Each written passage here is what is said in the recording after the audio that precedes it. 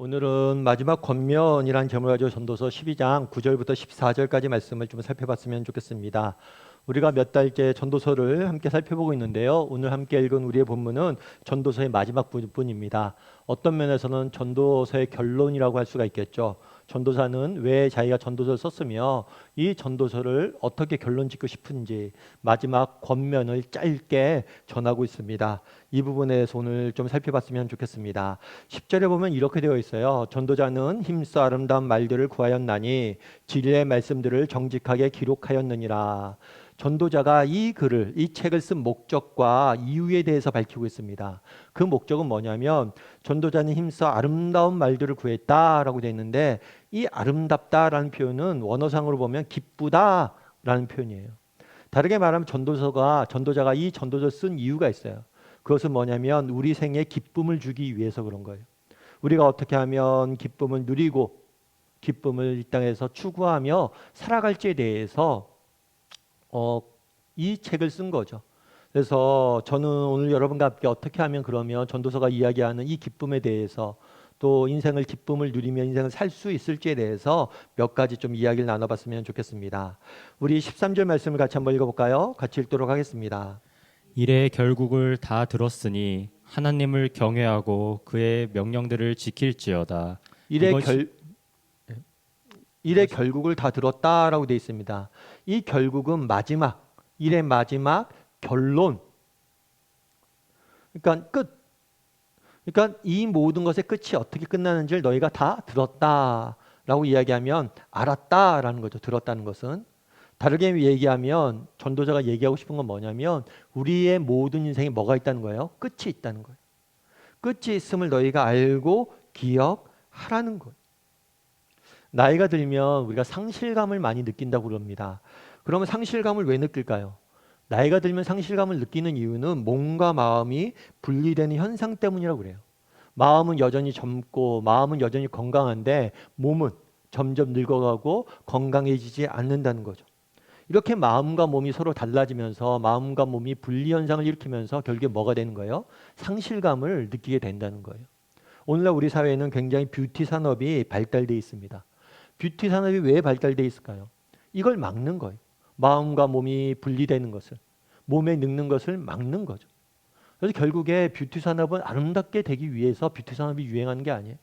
이 상실감을 극복하기 위해서 뷰티 산업이 이렇게 커지고 있는 거예요. 결국 궁극적인 문제는 뭐냐면 이 상실감이란 거죠. 그런데 이 몸과 마음이 분리된 현상, 이것을 부정하고 싶어도 부정할 수 없고 막고 싶어도 막을 수가 없어요. 결국에 인생은 상실이라는 주제를 맞이할 수밖에 없는 거예요. 다르게 말하면 인간은 언젠가 나이가 들면 늙고 병들고 죽게 되어 있어요. 이 사실을 부정하려고 해도 부정할 수 없고 부인하려고 해도 부인할 수 없습니다. 따라서 이 사실을 뭘 해야 돼요? 인정을 하라는 거예요. 그런데 재밌는 것은 뭐냐면 언젠가 죽는다. 모든 것이 끝이 있다. 이 사실을 인정했을 때 오히려 역설적으로 우리 인생은 뭐예요? 더 가치 있어지고 의미 있어지고 기쁨을 회복할 수 있다는 거예요. 여러분 젊은이들이 인생을 많이 낭비합니다. 사실 젊은 날 저도 인생을 많이 낭비했던 것 같아요. 그럼 왜 젊은 날 인생을 낭비할까요? 젊음이 얼마나 소중한지 몰라요. 여러분 건강할 때는 건강을 지키지 않습니다. 그런데 건강을 잃고 나면 뭐예요? 그제서야 건강을 지키려고 그러고 건강을 그제서야 소중함을 깨닫게 되는 거죠. 신혼 부부도 마찬가지죠. 신혼의 때가 얼마나 좋은지 얼마나 가치 있는지 잘 몰라요. 그러다 보니까 신혼 부부 때 뭐예요? 맨날 싸우죠. 싸우기엔 너무 아까운 시간인데도 그럼에도 불구하고 싸우고 있는 거예요. 학창 시절은 어떻습니까? 학교 다닐 때 우리는 어떤 생각이 있어요? 시험도 보고 리포트도 내고 너무 할 게 많죠. 그래서 빨리 졸업했으면 좋겠다. 야, 빨리 시험 해방됐으면 좋겠다. 그런데 졸업을 하면 어떻습니까? 많은 사람들이 물어요, 가끔. 언제로 돌아가고 싶냐고. 그럼 다 고등학교 때는 학창시절로 돌아가고 싶어 합니다. 그런데 정작 학창시절 때는 뭐 하는 거예요? 그게 얼마나 소중한지 몰라서 정말 느끼지 못하는 거죠. 우리 인생이 다 마찬가지라는 거예요. 젊은 날, 신혼 때, 학창시절 모든 것이 정말 소중하고 정말 가치 있는데 그것들이 영원할 줄 알고 그것들이 영속적으로 지속될 줄 알고 생각하니까 그 사실에 대해서 감사도 못하고 그 사실에 대해서 기쁨을 누리지 못하는 거예요. 그래서 정말 우리가 이 땅을 살면서 기쁨을 누려야 되는데 그 기쁨을 누리는 원천이 무엇이냐? 먼저 깨닫는 거예요. 뭘 깨닫는 거예요? 끝이 있음. 이것이 영원하지 않음을 깨닫고 그것을 뭘 해야 됩니까? 그것을 소중히 여길 줄 알 때 우리는 기쁨을 누릴 수 있는 거예요.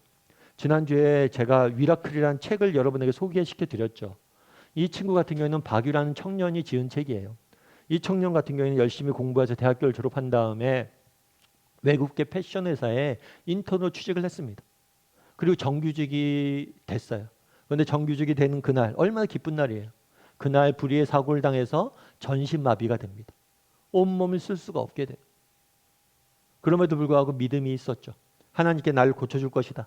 그래서 의사 선생님은 정말 전신마비가 돼서 꼼짝도 못할 거라고 얘기했는데 정말 열심히 재활을 했습니다. 몇 년 동안 재활 훈련을 했어요. 그래서 이제는 겨우 휠체어를 타고 다닐 수 있어요. 물론 평생 휠체어를 타고 다닐지 모릅니다.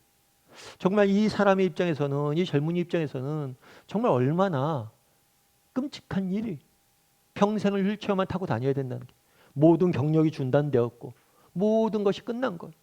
그런데 책 제목을 뭐라고 줬어요? 미라클, 기적이라는 거예요. 우리는 기적이라는 거예요. 그러면서 그분이 책에 이런 표현을 썼어요. 어떤 표현을 썼냐면 그날 저녁 입안에서 느꼈던 면발의 쫄깃함과 라면의 맛을 아직까지도 잊지 못한다. 잘 끓인 라면이어서 맛있는 것이 아니라 사고 이후 처음으로 내 손으로 사용해 젓가락으로 먹는 라면이었기 때문이다. 내가 손이 마비가 되지 않았더라면 젓가락으로 먹는 라면의 행복을 느낄 수 있었을까? 여태껏 왜 알지 못했을까? 행복은 내가 선택할 수 있고 찾을 수도 있다는 것을. 재활용을 하다 보니까 손이 안 움직이는 거예요. 손가락조차 움직일 수가 없어요. 휴지 하나 집을 수가 없어요. 그런데 열심히 재활 운동을 해서 손이 조금씩 사용하게 되고 그리고 나중에는 라면을 스스로 젓가락질해서 먹을 수 있게 된 거예요. 그러니까 처음에 숟가락을 자신의 손을 이용해서 젓가락으로 라면을 딱 먹으니까 너무 기쁘다는 거예요. 그 맛이 잊을 수가 없다는 거예요. 제일 맛있다는 거예요. 여러분 생각해 보세요. 여러분 라면을 오늘 젓가락질을 해서 밥을 먹었다고 그게 기뻤습니까? 정말 숟가락으로 밥을 떠먹을 수 있는 사실에 대해서 기뻐했어요? 그런데 이것만큼 기쁜 일은 없어요. 우리는 너무나 많은 것들을 당연시 여깁니다. 너무나 많은 것들을 그냥 당연시 여겨요. 그러다 보니까 그 소중함 가치를 몰라요. 여러분 마찬가지죠. 명절이에요. 명절에서 온 가족이 함께 모이잖아요. 여러분 가족들은 늘 함께 있습니다. 그래서 함께 가족들이 모이는 것들에 대해서 소중함을 못 느끼죠. 빨리 가족 모임 끝나고 빨리 친구랑 약속 잡아서 빨리 나가야겠다. 무슨 일 좀 해야겠다. 어디 놀러 가야겠다. 그런 마음이 들 수 있죠. 그런데 가족을 함께 한다는 것, 이것도 영원하지 않아요. 저도 이번에 명절 때 저희 어머님 댁을 이제 찾아뵀어요. 근데 저희 어머님도 이제 나이가 많이 드셨어요. 많이 늙으셨더라고요. 그래서 이제 명절 끝나고 집에 돌아오는데 그런 생각이 들더라고요. 우리 엄마랑 이제 나이가 많으시니까 앞으로 추석 때 집에 찾아오는 것도, 어머님 집에 찾아가는 것도 10번이나 찾아갈 수 있을까? 10년 뒤에 어머님이 살아 계실까? 생각해보면 10번도 이제 안 남은 거예요. 명절 때 찾아가는 것도 이제 10번도 안 남은 거예요. 그렇잖아요. 우리 얼마 안 남았어요, 다들. 예배도 마찬가지죠. 우리 매주 예배 드립니다. 매주 예배 드리고 지겹다. 그런데 얼마 안 남았어요. 예배 드릴 날도. 이 땅에서 우리가 예배 드릴 날 얼마나 드리겠습니까? 1000번을 드리겠어요? 10,000번을 드리겠어요? 우리의 문제는 무엇입니까? 끝이 있음을 잊는다는 것. 바라기는 정말 우리의 삶이 영원하지 않다는 사실을 깨달았으면 좋겠어요. 그리고 오늘 하루를 소중히 여기고 감사하며 살았으면 좋겠습니다. 여러분의 삶 가운데 감사할 일이 얼마나 많습니까? 정말 온 가족이 이렇게 모일 수 있다는 것, 함께 밥을 먹을 수 있다는 것, 내 손으로 정말 숟가락질을 하나라도 할 수 있다는 것, 이것이 얼마나 감사한 일이에요. 언젠가 우리는 그렇게 못할 거예요. 정말 오늘 주어진 오늘 우리의 삶을 소중히 여기고 가치 있게 여길 줄 아는 사람이 되었으면 좋겠습니다. 그랬을 때 우리의 삶의 참된 기쁨을 누릴 수 있을 줄이라 믿습니다. 두 번째로 우리 14절 말씀 같이 한번 읽어볼까요? 같이 읽어봤으면 좋겠습니다. 하나님은 모든 행위와 모든 은밀한 일을 선악간에 심판하시리라. 하나님께서는 모든 행위와 모든 은밀한 일을 선악간에 심판할 것이다. 정말 이 세상의 삶은 영원하지 않아요. 우리의 삶은 뭐가 있습니까? 끝이 있어요. 이 삶이 우리 인생의 끝이 있다는 사실은 우리 인생을 반대로 뭐예요? 가치 있게 만드는, 소중하게 만드는 일이기도 합니다. 그런데 이 끝이 있다는 사실은 우리 인생이 뭐가 되는 거예요? 절망을 가져다 주기도 합니다. 그래서 전도서 기자는 헛되고 헛되니 헛되고 헛되도다 이야기한 거예요. 예를 들면 그런 거겠죠. 여러분이 사형수라고 가정해 보십시오. 내일 여러분들이 사형을 당해야 돼요. 그런데 간수가 찾아옵니다. 내일 사형을 당하게 되니까 오늘 내가 당신에게 호의를 베풀겠다. 먹고 싶은 음식 있으면 얘기해라. 내가 뭐 신라 호텔에 가서 뷔페라도 내가 가져다 주겠다. 그래서 멋진 호텔에 정말 스테이크 좋은 걸 갖다 줬다고 생각해 보십시오. 맛있는 음식을 갖다 줬다고 해보십시오. 여러분 그 음식이 목에 넘어갑니까? 그게 맛있겠어요? 내일 죽을 건데 그 음식은 맛이 없어요. 마찬가지란 거죠. 왜 우리 인생이 허무합니까? 다 헛된다는 거예요. 영원하지 않고 다 지나간다. 일시적이란 거예요. 그 끝은 뭐예요? 죽음이 기다린다. 그래서 절망스러운 거예요. 하지만 이 절망에 대한 대안이 있죠. 그건 뭐예요? 소망이 있죠. 그건 뭐예요? 예수님께서 뭐라고 약속하십니까? 나는 부활이요 생명이니 나를 믿는 자는 영원히 살 거라고 이야기합니다.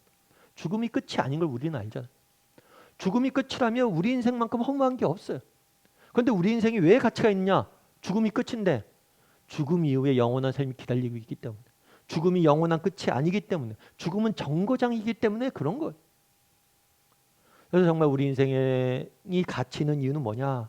우리 삶이 가치 있는 이유는 뭐냐? 부활이 약속되어져 있기 때문에. 그래서 여러분 부활과 영원한 생명을 바라볼 수 있어야 되는 거예요. 그런데 우리가 언젠가 하늘나라에 가면 무엇을 받는다고 그래요? 오늘 본문에 심판을 받을 것이다 라고 이야기합니다. 사실 이 심판이란 이야기를 여러분 들었을 때 어떤 생각이 드세요? 이 심판이라는 이야기를 들으면 우리 마음에 부정적인 감정이 생기는 게 자연스러운 반응일 거예요. 사실 여러분 경찰서 가는 게 좋습니까? 난 경찰서 가는 게 취미입니다. 여러분 재판 받는 게 좋으세요? 목사님 저는 법원 가서 재판 받는 게 취미예요. 여러분 우리가 죄가 없어도 경찰서 가면 두렵고 떨리는 일이에요. 죄가 없어도 재판을 받는다는 것은 두렵고 떨리는 일이에요. 사실 우리 다우메 식구들이 평생 정말 경찰서 갈 일 없고 재판받을 일 없길 원해요. 그만큼 우리는 재판을 받고 심판을 받는 것들에 대해서 두려운 마음들이 있어요. 그런데 오늘 본문의 심판이란 것들은 반드시 부정적인 의미만을 갖고 있지 않습니다. 여러분 가을이죠. 우리가 추수를 합니다. 이번에 태풍이 왔어요. 태풍이 왔는데 태풍 오기 전에 인터뷰를 좀 하는데 어떤 농부 인터뷰하는 걸 봤어요. 그때 그 농부가 그런 얘기를 하더라고요. 1년 내내 수고했는데 이 태풍 때문에 과일이 다 떨어질까 걱정이라고. 그렇죠. 바람이 워낙 세면 과일 이렇게 매달려 있다가 다 익으면 적당한 때에 떼야 되는데 익지도 않았는데 매달려 있다가 떨어지게 되겠죠. 그럼 그 과일은 못 쓰거든요. 그러니까 과일들이 다 떨어질까 걱정이다 이런 이야기를 하더라고요. 참 공감이 됐어요. 여러분 그렇지 않습니까? 온종일 수고를 했어요. 1년 내내 수고를 했어요. 그러면 뭐예요? 그거에 대한 뭐가 있어야 돼요? 열매가 있어야죠. 결실이 있어야 돼요. 여러분이 고등학생이라고 가정을 해봅시오. 열심히 수학을 공부합니다. 열심히 공부를 해요. 어려운 미분적분도 공부하고 통계, 확률 통계도 공부합니다. 그런데 고등학교를 졸업하고 그걸 써먹어야죠. 그런 걸 써먹을 데가 없다면 그걸 배워서 뭐예요? 뭐하러 그 고생을 합니까? 써먹을 데도 없는데. 결국에 우리도 마찬가지죠. 우리 인생에 많은 수고를 합니다. 여러분이 직장에서, 가정에서, 또 공동체에서, 지역사회에서 여러 가지 일들을 해요. 그럼 결실이 있어야 되잖아요. 열매가 있어야 되잖아요. 그런데 안타깝게도 이 세상은 뭐예요? 불공평하고 불공정합니다. 우리가 노력한 만큼 열매를 못 맺는 경우들이 너무 많아요. 그런데 여기서 끝이 아니란 거예요. 언젠가 우리가 하늘나라에 가면 우리 하나님께서, 공평하신 하나님께서 모든 것을 판단해 주시고 우리에게 상 주실 것. 우리의 눈물과 수고와 땀과 우리가 흘렸던 모든 것들을 뭐예요? 하나님께서 상 주시고 칭찬해 주시고 회복시켜 줄 것. 그래서 하나님이 심판하신 하나님이 계시다는 것. 하나님께서 그날에 우리 모든 것들 심판해 주실 것이라는 것. 이것이 우리에게 소망이 있는 것. 하나님은 잊지 않으세요. 우리의 마음속 깊숙한 곳에 우리의 내면을 보시고 우리의 마음속에 가졌던 아픔들을 보시고 눈물들을 보시고 땀들을 보시고 소망들을 보시고 꿈들을 보시고 언젠가 다 갚아주실 거라는 거. 그래서 희망이 있는 거. 이제 명절이잖아요. 명절이다 보니까 뭐 TV 앞에서 이렇게 보내는 시간들이 많죠. 그래도 요즘은 그래도 예전에는 TV 앞에 막 앉아 있고 그러면 너 맨날 TV만 본다 이렇게 많이 꾸지람도 받고 그랬는데 요즘은 그런 생각 들더라고요. 개인 미디어가 많이 발달돼 있으니까 온 가족이 그날에도 TV 앞에 모여 있는 것만 해도 감사하더라고요. TV라도 같이 보는 게 어디냐. 각자 방에 들어가서 유튜브 보지 않고 TV 보는데 TV 드라마 중에서 이런 군대 이야기 드라마가 있더라고요. 그래서 저도 이렇게 좀 봤는데 뭐 군대 이야기 드라마예요. 그런데 우리 애들도 알더라고요. 아 그거 원래 외부로 이렇게 애니메이션인데 드라마로 만든 거라고. 야 너희들 여자애들이고 군대도 안 갔다 왔는데 그게 재밌냐? 아 재밌다고. 재밌게 본다고 그러더라고요. 그래서 아무튼 군대 얘기를 이렇게 쭉 하더라고요. 근데 사실 그런 거잖아요. 군대 뭐 재밌을 게 뭐가 있어요. 다 군대 가서 고생한 이야기죠. 그런 이야기를 쭉 틀어주면서 재밌다고 보더라고요. 제가 이제 군대와 관련해서 재밌는 게 있는데 그게 뭐냐면 제가 이제 대학교 때 이제 친구들이 군대 가잖아요. 군대 가면 휴가를 나와요. 휴가를 나오면 아이들이 이제 이야기하는데 뭘 이야기하냐면 우리 군대가 얼마나 편한지 자랑을 해요. 우리 군대는 뭐가 좋고 뭐가 좋고 뭐가 좋고 이걸 막 자랑을 하거든요. 근데 재밌는 거는 군대에서 휴가 나올 때는 군대가 편하다는 걸 자랑을 해요. 근데 제대하면 뭘 자랑하는 줄 아세요? 내가 군대에서 얼마나 고생했는지, 얼마나 우리 군대가 빡셌는지를 자랑을 해요. 그래서 군대 제대한 사람들 이야기 듣다 보면 나라를 몇 번 구했어요. 거짓말 투성이죠, 사실은. 그런데 왜 그러냐는 거예요. 그런데 여행도 마찬가지고 우리도 인생도 마찬가지예요. 우리가 인생을 살다 보면 내 인생이 좀 더 편하길 원해요. 인생을 살아갈 때. 안락한 삶을 살기 원합니다. 그런데 우리 인생이 다 끝나면, 여행이 끝나면 우리 기억에 남는 건 뭐예요? 안락한 삶이 아니에요. 우리가 흘린 눈물들, 땀들, 수고들 그것이 기억에 남는 거예요. 왜 고생했을 때 만난 친구가 그렇게 진짜 친구라고 이야기합니까? 정말 소중한 것을 함께 같이 공유하고 있기 때문에 알 수 없다는 거예요. 여러분 지금 우리가 흘리는 눈물들, 땀들, 수고들 지금은 우리는 편안하고 안락하길 원하죠. 하지만 언젠가 하늘나라에 가면 그것이 우리의 자랑거리가 될 거예요. 그것이 우리의 가치가 될 거예요. 그리고 우리 하나님께서 그것들을 뭐예요? 칭찬해 주실 거예요. 예전에 옥하는 목사님께서 종종 그런 말씀을 많이 하셨습니다. 어떤 말씀을 많이 하셨냐면 나는 하늘나라에 가서 하나님 앞에 서는 게 두렵다고. 하나님 앞에 가서 심판받는 게 두렵다고. 왜 두렵냐 그랬더니만 그래도 옥하는 정도 되면 많은 성도들이 알려져 있고 많은 사람들이 알려져 있어서 옥하는 목사 정도 하면 많은 사람들이 주목을 끌 텐데 내가 정말 저 뒤에서 교회 기둥 뒤에서 교회를 위해서 말없이 눈물 흘리며 기도하는 권사님, 집사님들보다 더 상급이 적을까 두렵다는 거. 그게 맞죠? 어떻게 알아요?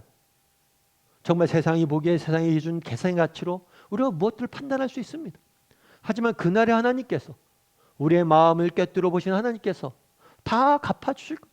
우리가 어떤 형편 속에서 어떤 상황 속에서 어떤 마음으로 정말 수고하고 열심히 살았는지 다 그날에 분별해 주실 거예요. 그러니까 우리가 기쁨을 갖고 이 땅에 살 수 있는 거예요. 이 땅에서 우리가 뿌린 것들, 수고했던 것들 다 이 땅에서 못 거둘지 모릅니다. 하지만 하늘나라에 가서는 다 거둘 거예요. 그래서 소망을 갖고 소망을 잃지 말고 정말 기쁨을 하루하루 살아가자라고 전도서 기자는 이야기하는 겁니다.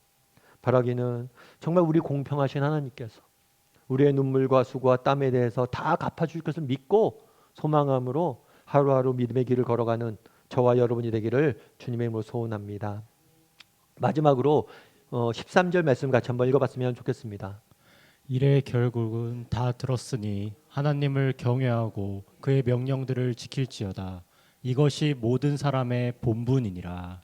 이래 결국을 다 들었으니 뭐 하라고요? 하나님을 경외하고 그의 명령을 지킬지어다 라고 이야기합니다. 이 경외라는 단어는 두려움이란 단어예요. 그런데 이거는 공포와 똑같은 두려움이 아니에요. 예를 들어서 여러분들 대자연 앞에 서 보십시오. 그러면 인간이 얼마나 작은지 깨닫고 자연을 경외하게 되거든요. 두려워하게 돼요. 제가 아는 친구가 유럽에 여행을 갔어요. 여행을 대학교 때 이렇게 여행을 갔었는데 뭐 배낭여행을 갔죠. 한 2달 정도 갔다 왔어요. 야, 유럽에 갔다 오니까 어디가 제일 좋든 그랬더니 그 친구가 그러더라고요. 북유럽이 제일 좋았대요. 아, 북유럽이 왜 좋냐? 서유럽과 남유럽 다 다녔죠. 다니면서 뭐 수천 년 동안 짓고 있는 성당도 보고 정말 인간이 짓는 정말 뛰어난 건축물도 보고 또 현대 사회 그런 신기한 기술들도 보고 다 봤는데 정말 북유럽 가서 하나님이 만드신 창조된 자연을 보니까 오로라를 보고 정말 그런 걸 보니까 인간이 만든 건 아무것도 아니라 정말 자연이 하나님이 만든 그 자연의 그 큼에 대해서 압도당했다라고 이야기를 하더라고요. 맞죠? 이 경외감이란 그런 감정이에요. 정말 자연의 크고 위대함을 봤을 때 그 위대함 앞에 섰을 때 갖게 되는 경외함. 다르게 말하면 우리 하나님이 얼마나 크신지를 깨닫게 될 때 우리는 경외할 수밖에 없어요.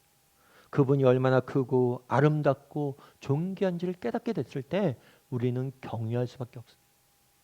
그러면서 뭐라고 얘기하냐면 우리가 이 땅에서 살아가는 인간이 해야 될 일은 뭐냐?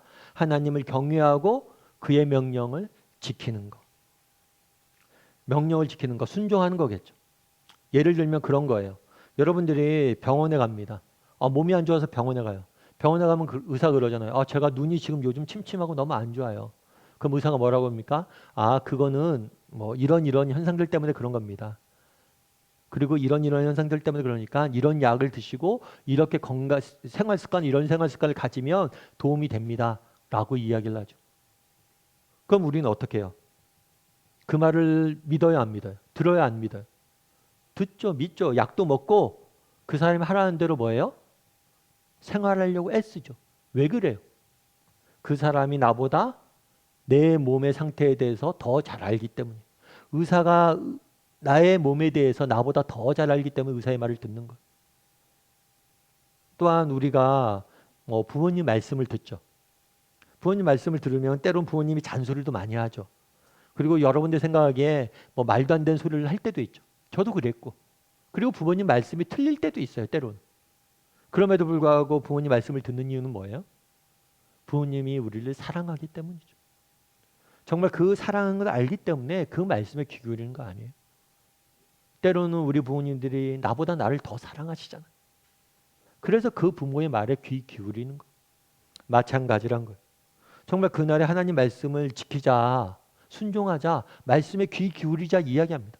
그분을 경외하고 그분을 순종하자라고 이야기해요. 왜 그래? 하나님이 나보다 나를 더 잘 아시기 때문에. 내가 뭐가 문제인지, 내게 뭐가 필요한지 누구보다 잘 아시는 분이 하나님이시기 때문에. 나보다 나를 더 잘 아시고 또 뭐예요? 나보다 나를 더 사랑하시는 분이 하나님이시기 때문에. 그 아들을 주기까지 우리를 사랑했던 분이 하나님이시죠. 그래서 이 땅을 살면서 우리가 해야 될 일은 무엇이냐? 하나님이 나보다 나를 더 잘하신다는 사실을 깨달아 알고 그분이 나를 얼마나 사랑하는지를 깨달아 알고 그분을 경외하고 그분의 말씀에 순종하는 것, 그것이 우리가 해야 될 인생의 결론이란 것. 바라기는 우리 다음의 식구들이 정말 하나님을 경외하는 사람이 되었으면 좋겠습니다. 하나님을 그럼 어떻게 하면 경외할 수 있습니까? 그분이 우리를 얼마나 사랑하시는지, 그분이 얼마나 그 지혜가 얼마나 크고 놀라우신지 깨달아 알아야 돼. 예전에 어떤 책에서 읽은 이야기인데요. 슈퍼맨 리라는 분이 계세요. 슈퍼맨 리. 그러니까 미국 언론에 이분을 소개했는데 슈퍼맨 리로 소개했어요. 그럼 이 사람 왜 슈퍼맨이냐? 이 사람은 원래 한국 이름이 이승복이에요. 이승복. 근데 8살 때 미국에 이민을 가게 됩니다. 이민을 가게 돼서 어렸을 때부터 뭘 배웠냐면 기계체조를 배웠어요. 기계체조를 배웠는데 국적이 한국 국적이라서 우리나라 국가대표 선수가 됐어요. 그래서 올림픽을 준비하고 있었죠. 근데 올림픽을 준비하고 있었는데 연습을 하다가 도중에 사고가 당하게 됩니다. 그래서 목이 부러졌어요. 그리고 척수신경이 상하게 됩니다. 전신마비가 된 거죠. 얼마나 안타까운 이야기. 그래도 열심히 재활을 했습니다. 그래서 휠체어를 타고 다녀야 되지만 어느 정도 손이나 이런 것들 쓸 수가 있게 되었어요. 그런데 생각해 보세요. 기계체조 선수였어요. 운동만 했던 사람이. 그런데 이제 뭘 하는 거예요? 운동을 못 하게 된 거예요. 그럼 할 수 있는 게 뭐가 있어요? 아무것도 없잖아요. 그런데 믿음이 있었어요. 그러면서 나도 나처럼 이렇게 어려움에 처한 사람들을 돕고 싶다라는 그런 꿈을 주셨어요, 하나님. 그래서 뭘 했냐면 공부를 시작했어요. 사실 불가능해 보였죠. 왜냐하면 평생 운동만 했는데 무슨 공부해. 근데 공부를 열심히 했어요.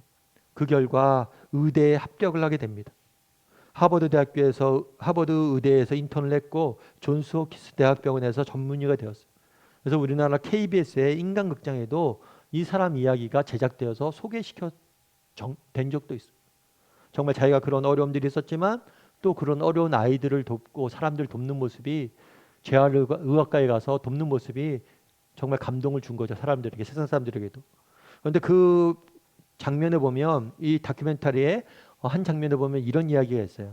어린 아이, 자기처럼 이렇게 마비가 있는 사고를 당한 아이한테 이 의사가 이야기하는 거예요. 뭐라고 얘기하냐면 내가 휠체어에 앉아 있는 거 보이지?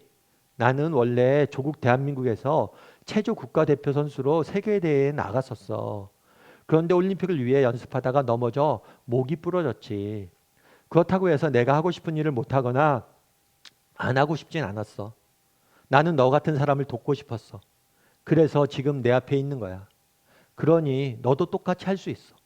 하나님도 내 옆에 계시고 가족과 사랑하는 사람들도 아주 많고 세상에서 가장 실력이 좋은 의료진이 너를 돕고 있어. 알겠지? 계속 믿음을 가지고 열심히 해나가자. 참 와닿았던 표현이 그거예요. 하나님도 내 옆에 계시고 사랑하는 가족들도 내 옆에 많이 있잖아. 여러분, 우리가 이 땅을 살면서 정말 하나님을 경외하고 그분의 말씀에 귀 기울이며 살았으면 좋겠습니다. 그리고 어떤 어려운 형편, 어떤 상황 속에서도 하나님이 우리 옆에 계시다는 사실을 잊지 않았으면 좋겠어요. 정말 나보다 나를 더 잘 아시고 나를 더 사랑하시는 그분이 우리와 함께 계세요. 정말 이 땅을 살면서, 이 험한 세상을 살면서 우리가 얻을 인생의 지혜는 무엇이냐? 그분과 함께 살아가는 것. 그분이 우리 옆에 계시다는 걸 기억하고 그분과 함께 동행하며 살아가는 것. 그것이 우리 인생의 참된 기쁨의 비결입니다. 그분이 때를 따라 우리를 도우실 것이고 그분이 때를 따라 우리에게 지혜 주실 것이고 힘 주실 것이고 은혜 주실 것이고 그분이 우리의 삶을 아름답게 빚어가실 것. 말씀을 맺을까 합니다. 우리 인생의 끝 영원하지 않음을 깨닫고 오늘 하루를 소중히 여길 수 있는 사람이 되었으면 좋겠습니다. 그리고 언젠가 하나님께서 모든 것을 갚아주실 것을 바라보므로 상 주시는 일을 바라보며 살아갔으면 좋겠습니다. 마지막으로 하나님이 우리 옆에 계심을 기억하고 그분을 경외하고 그분의 말씀에 순종하며 살아가는 저와 여러분이 되기를 주님의 이름으로 소원합니다.